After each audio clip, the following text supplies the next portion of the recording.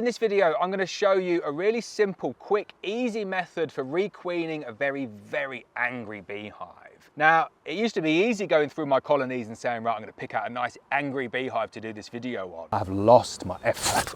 Ah!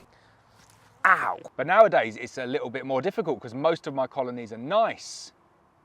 Now that would have been a good chance for one of you bees to sting me. If you understood comedic effect, that would have been the chance to get me there. But we will proceed because these bees are quite friendly, but you never know, I might get stung throughout this video. But the normal way that I would introduce a queen to try and requeen an angry beehive is that I would go into this colony of bees and I would say, right, that's it, you're squished. I'd kill the queen and then the clock would start ticking. So I have to go into the colony once, find the queen, kill her, and then I'm waiting 8 days to enable that colony to become hopelessly queenless, and then I've got to go back in again to take down all of the emergency queen cells. Now on a normal sized colony or a friendly colony, that's not the end of the world, but it is still quite easy to miss those emergency queen cells. I've done it before where you really cannot see them at all because they've hidden them some way in the brood, and even with going through and shaking off every single frame, if you miss just one of those emergency queen cells and then try and introduce a new queen, you might get a failed introduction. So I was sent this method by someone on email and I thought, what an ingenious method.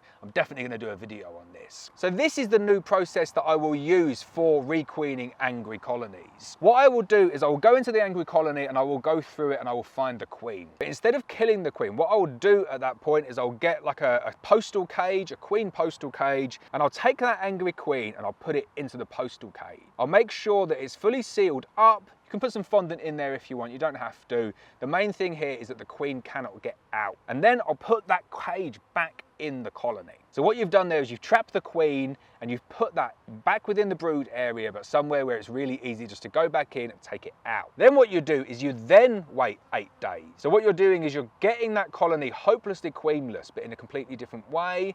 And you're doing it in such a way that you don't have to go back through and find the emergency cells, because the bees don't create emergency cells because they think that they're still queen ripe. When I was reading through the details on the email of this process, I was just thinking, this is ingenious. This is such a good process and such a simple way of doing it. Mitigates the number of times you need to come in, but most importantly, it mitigates having to go through shaking off all of those frames, trying to find emergency cells in like a hive, a hot hive from hell. Ow! And then you come back to your colony. There's no emergency queen cells because the bees have been queen right that whole time. She just hasn't been able to lay.